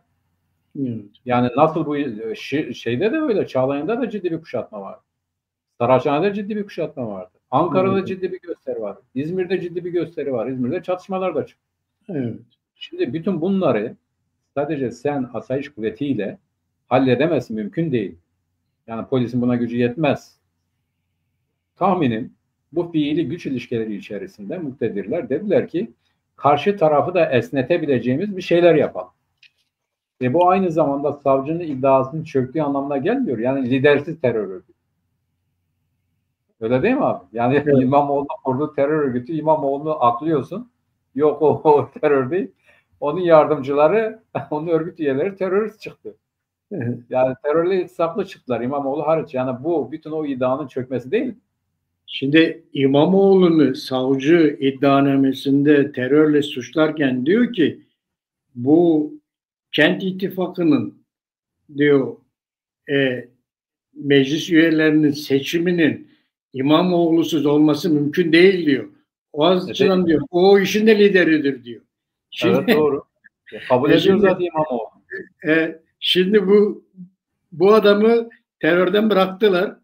İşte onun için diyor güç ilişkileri. Belediyeyi yakaladılar terörden. Evet, evet. Çok her tarafı çelişki yani. Tabii ki abi. Yani şimdi bak. Yani hukuk değil, yasa değil, bir şey değil. Birinin evinde 20.000 dolar, birinin evinde 20.000 dolar bulmuşlar. Ona diyorlar ki evinde 20.000 dolar bulundu. 20.000 dolar evet. Çok yani paraymış. Bak, yani şimdi gerçekten komik bir durum ya. Evet. Yani birinin evinde 20.000 dolar bulundu. Demek ki bunlar yolsuzluk yaptı. Evet. Ya bu yolsuzlukların nasıl yapıldığını bu 17-25 hadisesinde biliyoruz değil mi? Evet. Yani oradan nereden paralar çıktı? Ayakkabı kutularından çıktı. Birisinin işte o zaman Ziraat Bankası müdürünün evinden milyonlarca dolar çıktı. Falan filan bir sürü şeyler çıktı. Şimdi bu yolsuzluklarla bunlar rüşvet verdi, rüşvet aldı. Nerede bu paralar? Banka hesapları belli, evleri belli, bunu belli, şunu belli. Evet. Şimdi kaldı ki yani bunu savunmak gibi olmasın ama öyle fiiliyatta olan yani görebildiğimiz kadarıyla mesela Beşiktaş Belediyesi'ne de belli. Gelen belediye başkanları eski ihalecilerle çalışmaya devam etmişler. Evet. Yani, aynen öyle olmuş. Evet. Yani AKP döneminde çalışanlarla çalışmaya devam etmişler. Çalışmışlar evet. Tabii.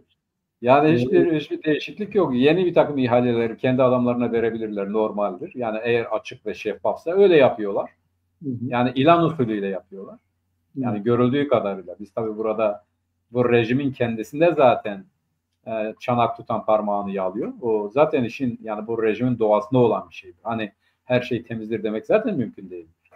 Ama İmamoğlu ihale yaparken, ihale verirken eski yönetimden ihale alanlarla da çalışmaya devam etti. Yani. Evet.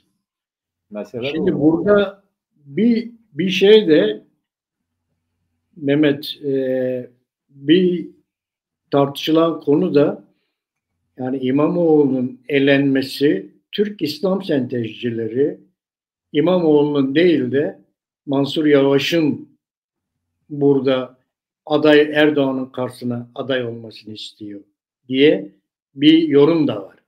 Yani bu kadar yetkili bir cumhurbaşkanlığı sisteminin sağın elinden, Türk İslam sentezcilerinin elinden gitmesini istemiyorlar. O açıdan böyle bir olay var. İkinci bir olay, bir şey daha hatırlatayım. Bu Mansur Yavaş'ın dünkü olayla ilgili de bağlantılı. Şimdi bu Zafer Partisi lideri dedi ki biz DEM'i anahtar parti olmaktan çıkaracağız dedi. Tabii. Evet. Yani biz olacağız onun yerine. Yani Evet. CHP'nin yanında da biz olacağız. DEM olmayacak dedi. Anahtar parti olmaktan çıkaracağız. Şimdi Mansur Yavaş'ın da bu çıkışına baktığında bunu hedefliyor. Yani CHP'nin yanına Türk milliyetçilerini monte etmeye çalışıyor. Şimdi abi bu konuda şu var. Yani bu o cenahta yapılan tartışmalarda diyorlar ki bir kesim Mansur Yavaş ve Ekrem İmamoğlu arasında bir seçim yapmayalım. Evet. Cumhurbaşkanlığı seçimlerinin ilk turunda ikisi de aday olsun. Evet. Fazla oyu kim alıyorsa diğeri ona destek versin. Tamam.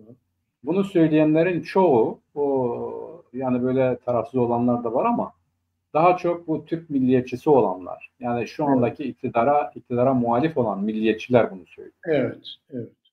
Hatta bu çevreler içerisinde birileri de diyor ki Mansur Yavaş Cumhurbaşkanlığı seçimi zamanında CHP adına değil bizim bu muhalif tarafın yani milliyetçi tarafın adayı olarak girsin ayrıca.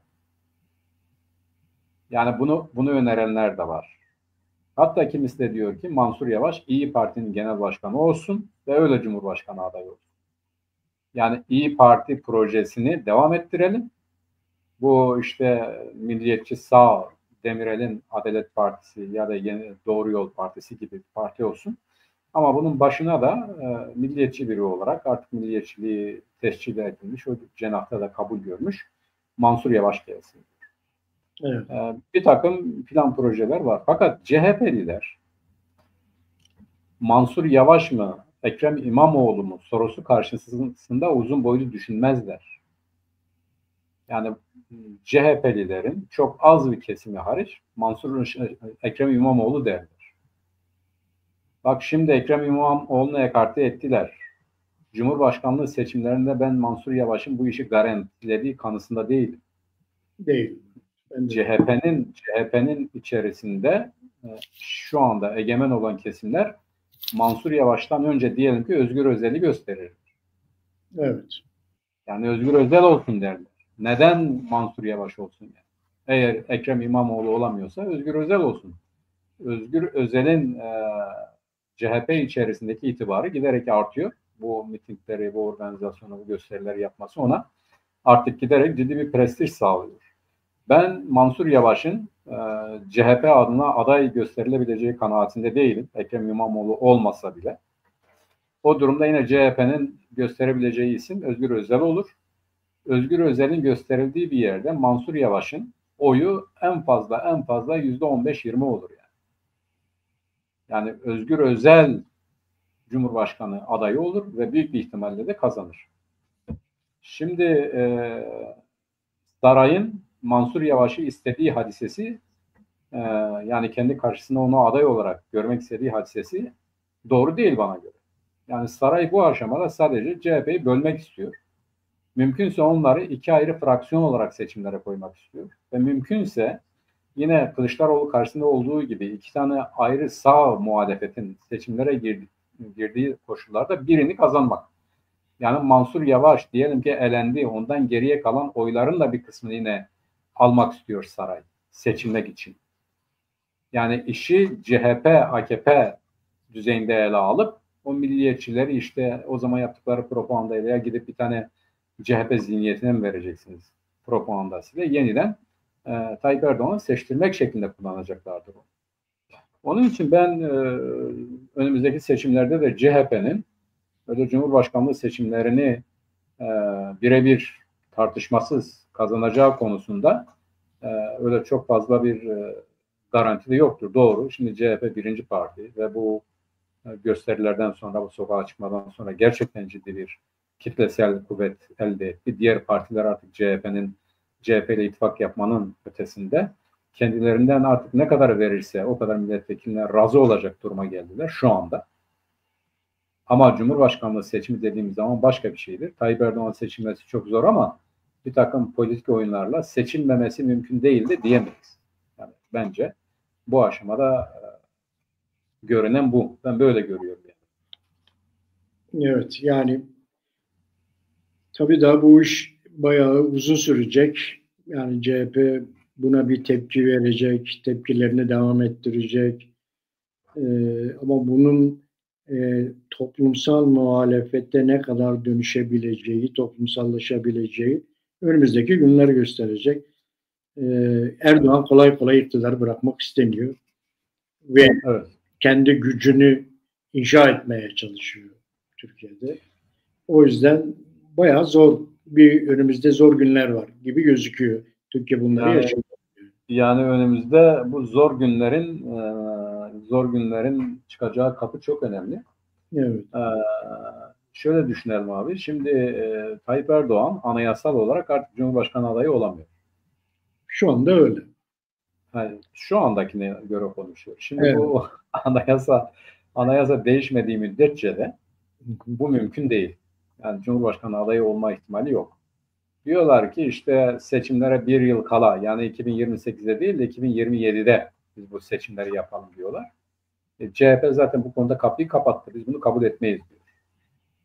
Onun kabul etmediği şartlarda bu anayasa oylanırken, yeni anayasa yapılırken, yani diyelim ki o şart değiştirildiği zaman, yani şöyle olduğu zaman, yani bir kişi seçildiği müddetçe Cumhurbaşkanlığı yapabilir. Yani 2 yıl, 3 yıl sınırı kaldırılır. 2 defa, 3 defa sınırı.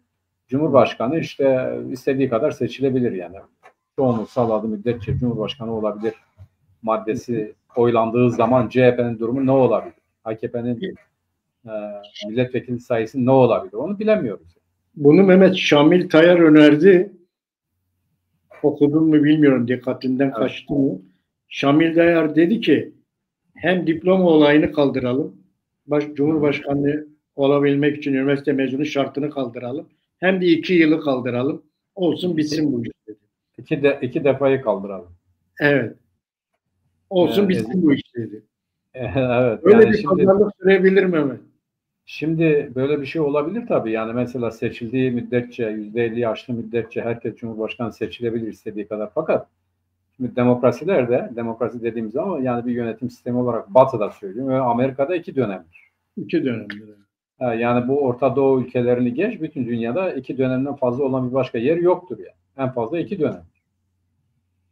Yani 2 dönem seçilebilir. İngiltere'deki krallığı saymazsan, İspanya, İngiltere, Danimarka, kuzey ülkelerdeki kralları saymazsan, evet.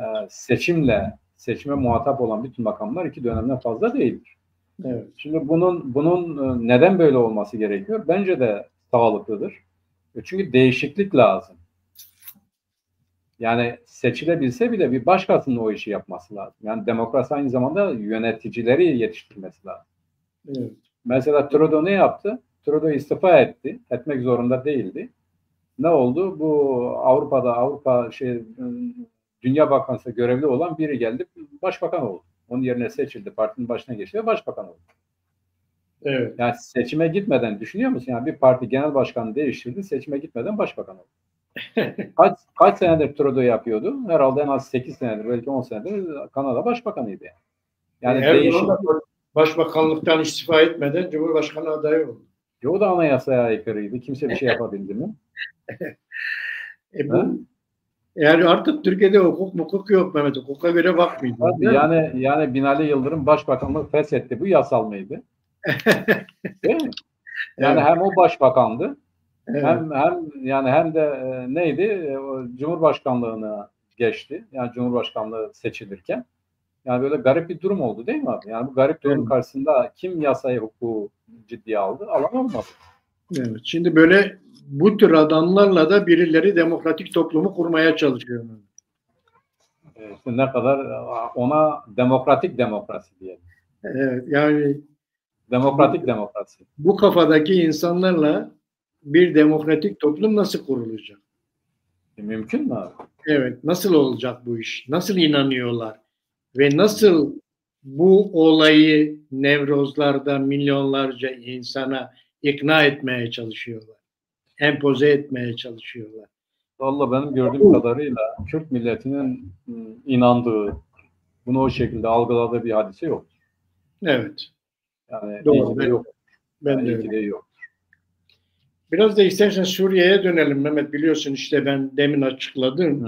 ABD yönetimi Tarık Şahra'nın imzaladığı bu anayasa bildirgi şeyini, taslağını dedi ki bu bir şey imzalamış dedi. Taslak gibi bir şey imzalamış dedi. Burada dedi güç yoğunlaşması var dedi. Yani bu aynen Türkiye gibi. Türkiye'nin bir modeli şeklinde. Evet. Güçler hepsi Cumhurbaşkanlığı sistemi oluyor zaten. Bahçeli zaten önerdi. Dedi ki orada da Cumhurbaşkanlığı sistemi olsun. Çünkü bir kişiyi yönetmek çok kolay. Öyle parlamenter sistem falan olduğu zaman yönetmek daha zor. Orayı yönetmek istiyorlar. Cumhurbaşkanlığı sistemi olsun. Bütün güç de orada olsun. Biz de onu yönetelim işte yani oradan. Öyle bir şey. ABD buna itiraz etti. Biz bunu takip ediyoruz dedi. Ya abi şimdi bu Elveki diye biri var. Artuklu Üniversitesi'nde öğretim görevlisi. Muhtemelen Arap, zaten Suriyelidir kendisi. Elveki'ydi yanılmıyorsam. O kafasına göre bir şey yazmış yani kapasitesi çerçevesinde bir şey yazmış. Bak diyor ki bir de 500 kişilik mi 250 kişilik mi meclis oluşturulacak diyor. Yani şimdi Cumhurbaşkanı Ahmet El Şara'dır diyor. Evet. Sonra 250 kişilik bir meclis oluşturulacak diyor. 5 yıl iktidarda kalan danışman meclisi diyor. Dikkat et yani bu 12 Eylül danışman meclisini de hatırlasın. Evet. Diyor ki bu danışman meclisinin 5'te 3'ünü Cumhurbaşkanlığı tayin edecek. Bak dikkat et 5'te 3'ünü. Geriye kalan 5'te 2'sini de Ahmet El Şara tayin edecek. Yani Cumhurbaşkanı olarak aynen bu Türkiye'de de vardı ya hani Erdoğan kendisini bu değerli kuruluşların başına atarken Cumhurbaşkanı makamına oturuyor diyor ki Tayyip Erdoğan'ı atadım buraya diyor. Sonra o makama geçiyor orada da imzalıyor diyor ki ben bu kurumları şuraya falan ettim. Şimdi o El Şara'da Ahmet El Şara'da Cumhurbaşkanı olarak 300 kişiyi işte 5'te 3'ü belirleyecek ya da 3'te 2'yi belirleyecek. Sonra öbür tarafa geçecek. Bu sefer de şahıs olarak, Cumhurbaşkanı olarak değil yani Ahmet El Şara olarak da geriye kalanını belirleyecek. Geriye kalanını. Yani bunlarla beraber 5 senede Suriye'yi yönetecek. Her şey de bunların noktasında olacak. Şimdi böyle bir şeyi Amerika Birleşik Devletleri yer mi? Yani yutar mı bunu? Diyor ki işte yani bu olabilecek bir şey mi ya? Yani böyle bir şeyi şimdi Amerika orada neye bakar abi? Amerika Suriye'yi bütünsel olarak yönetmek istiyor. Aynen Irak'ta olduğu gibi. Evet. Yani Irak'ı bütünsel olarak yönetmenin araçları nedir? Amerika Birleşik Devletleri'ne göre aslında eyalet sistemidir. Bunu yapamadılar. Şimdi onu yine de yönetmeye çalışıyor. Suriye'de eyalet sistemi kurmak istiyor. Yani mesela güneyde Dürziler diyor ki burası bizim diyor. Buradan kuvvetlerini çek. Biz burada kendi asayiş gücümüzle olacağız diyor. Şimdi batıda Aleviler bu saatten sonra asla bu yönetime güvenmeyecekler. Kuzeyde bizimkiler zaten belli. Kuzeydoğu'da. Şimdi ortada bir bu şeyler kalıyor. Yani HTŞ kalıyor. Şimdi bunu tanımayan yani Suriye'yi yönetmek isteyen Amerika Birleşik Devletleri ya da uluslararası koalisyon böyle bir yapı olmadan herkesi denetim altında tutamayacağı bir yapıya okey der mi? Zaten kuramaz. HTŞ zaten böyle bir şey kuramaz. Evet. Az önce söyledim yani birisi Ahmet El Şara'yı övüyor, yeteneklidir, budur, şudur falan filan. Yeteneklerini gördük abi. Yani adam çok kısa süre içerisinde 2 tane iş yaptı. Bir anayasa ilan etti. Bir de Alevileri katletti. Başka ne yaptı abi oğlumla? Yani kiminle uzlaştı? Kimi ikna etti? Kimi yönetime koydu? Kime dedi ya gelin beraber bir anayasa taslağı oluşturalım? Kime dedi gelin beraber bir hükümet oluşturalım? Kime dedi gelin biz bu Suriye'yi birlikte yönetmek için herkesin katıldığı bir konferans verelim? Böyle bir şey duydun mu sen abi? Olmadı yani. Yani bu kadar yetenekli, bu kadar düzgün Suriye'yi inşa etmek isteyen bir insandan bu mu çıkar? Doğru onun ailesi öyle. Eski Suriye Dışişleri Bakanı Tarık El Şara amcasıdır onun. Yani o Şara ailesi Suriye'de o Baas rejiminin kurulmasından beri zaten hep oralarda olan bir aile. Ama o ailede işte bu yeni zamanın ruhuna göre şeriatçı olmuş, El-Kaideci olmuş. Oradan şeyci olmuş, IŞİD'ci olmuş. Sonra da onlar da terk etmiş, gelmiş. HTŞ'yi kurmuş. Yani belki de Amerika'nın yetiştirdiği, nasıl ki Bağdadi'yi Amerika içeride yetiştirdiyse, bu da 2-3 sene içeride kalmış galiba ya da 3-5 ay her neyse. Belki de Amerika ile irtibatın neticesinde buralara gelmiş. Amerika bunu o şekilde desteklediğine söylüyor. Onu bilemiyoruz. Ama görünen şu, bu gidişle HTŞ hele bu anayasayı ilan etmesinden sonra Yani gücünü şeriattan alır, İslam hukuktan alır demesinden sonra Suriye'de yeni bir yönetim, kapsayıcı bir yönetim kurma ihtimali kalmamıştır. Diğerleri bunu reddetti. Yani SDG'nin onunla yaptığı anlaşma da berhava oldu. Onun artık bir hükmü yok. Bu anayasayı ilan eden biriyle anlaşacakları bir şey de yoktu. Yani şimdi her şey onun öncesine döndü. Fiili güç ilişkileri artık piyasada. Yani gerçek gündemde olan o ve muhtemelen de daha geniş kapsamlı bir hükümet kurulacak uluslararası güçler tarafından. HTŞ belki bunun bir parçası olabilir. Yani yönetim değişir büyük ihtimalle öyle görünüyor. Eğer Suriye'yi yeniden inşa etmek istiyorlar. Evet. Önümüzdeki günlerde göreceğiz ama geçen hafta iyi bir gelişme de oldu. Bu PYD ile HNKS'nin arasında bir diyalog. Evet, bir diyalog başladı ve Şam karşısında birlikte hareket edeceklerini açıkladılar. Bu olumlu bir gelişmeydi. Kürtler açısından geçen hafta Rojava'da olan bu gelişme. Tabii en kötü gelişme de o Kobani'de yaşanan o katliamdı. Çok gerçekten acı bir katliamdı. İşte bütün bunların bir sebebi var. Bence Alevi katliamı nasıl HTŞ-SDG anlaşmasını sabote etmek için gerçekleşmiş bir hadise ise bu Kürt ailenin 9 kişinin katledilmesi de bence bu terörsüz Türkiye denilen plan projenin sabote edilmesi hadisesidir. Yani bu öyle kolay kolay olup bitecek bir hadise değildir. Bu basit bir şey değildir. Yani birileri Türkiye Cumhuriyeti Devleti içerisinde örneğin DEM Parti'nin bu iki partiyi ziyaret ettiği esnada o alan, o şey içerisinde bu hadiseyi yapmaları başka bir şekilde okunamaz. Verilmiş bir mesajdır. Ya da şudur, bir an önce bunu yapın yoksa biz saldıracağız size demektir. Yani ya bir an önce bunu yapacaksınız ya da saldıracağız. Oradan gelen itirazları görüyoruz. Zaten o süreç de pek sağlıklı gitmiyor. Evet. Yani gitme ihtimali çok zor. Neden söz ediyoruz? Yani bir 40 yıllık, 50 yıllık bir örgütten söz ediyoruz. Bu böyle sadece bir silahlı güçler falan filan değil. Bir kurum bu yani. Yani bu öyle basit bir şey değil ki. Maddi, manevi, örgütsel, kültürel bir yanı olan bir şeydir. Yani sen bütün bunları nasıl tasfiye edeceksin? Bahçeli 4 Mayıs'ta gel, Malazgirt'te bir araya gel, kendini pes et. Bu silah ne olacak? Nereye teslim edilecek? Hangi çerçevede teslim edilecek? Hangi hukuksal çerçevede, hangi yasal çerçevede bunlar imzalanıp herkes açısından bağlayıcı hale getirilecek? Var mı böyle bir şey? Yok.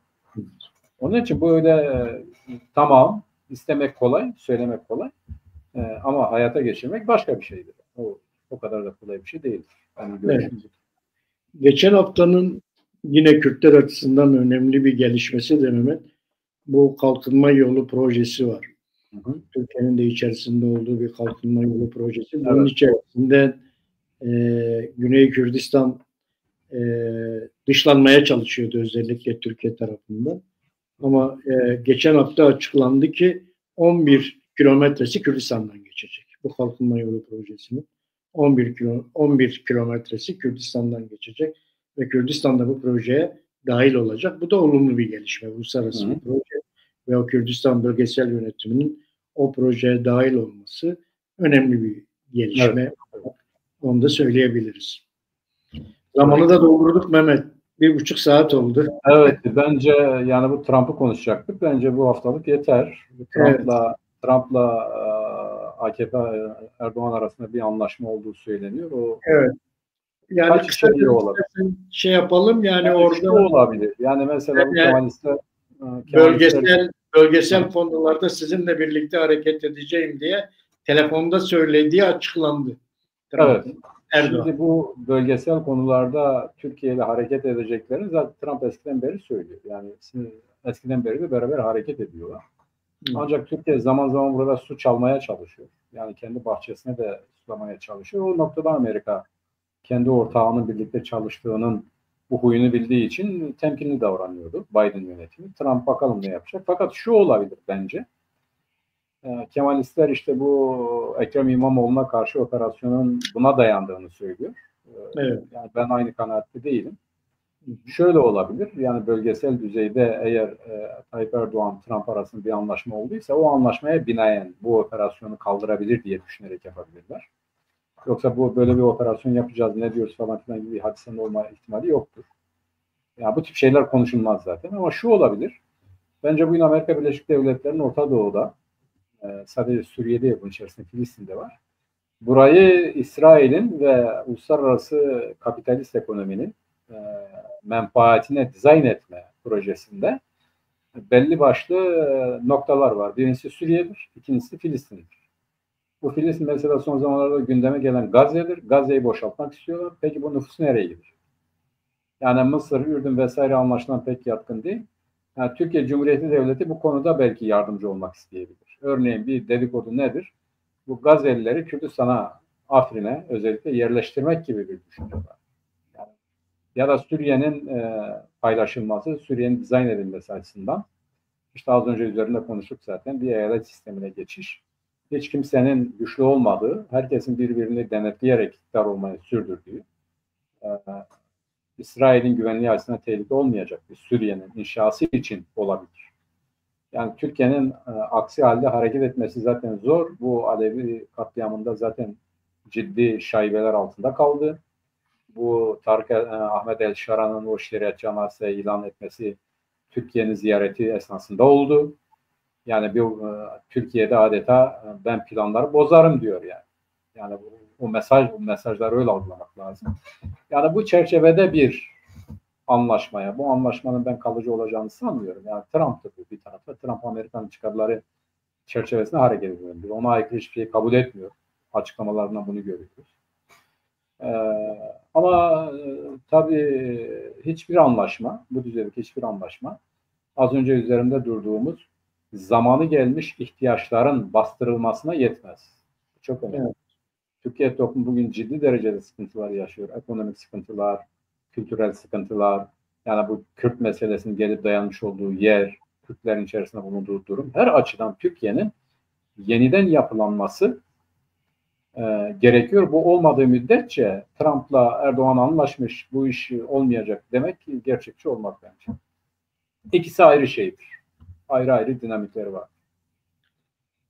Evet, yani işte geçen hafta Kürtler açısından olumlu geçti diyebiliriz. Hem güneyde bu kalkınma yolu projesine Güney Kürdistan dahil olması, hem de PYD Enekese görüşmeleri ve oradan çıkan olumlu sonuç Kürtlerin geçen haftaki kazanımı oldu diyebiliriz. Evet sevgili Çağpel Medya izleyicileri, Bir Siyasetin Gündemi programının daha sonuna geldik. Önümüzdeki hafta yeni bir siyasetin gündeminde buluşmak üzere. Herkese Şevbaş Mehmet. Şevbaş abi.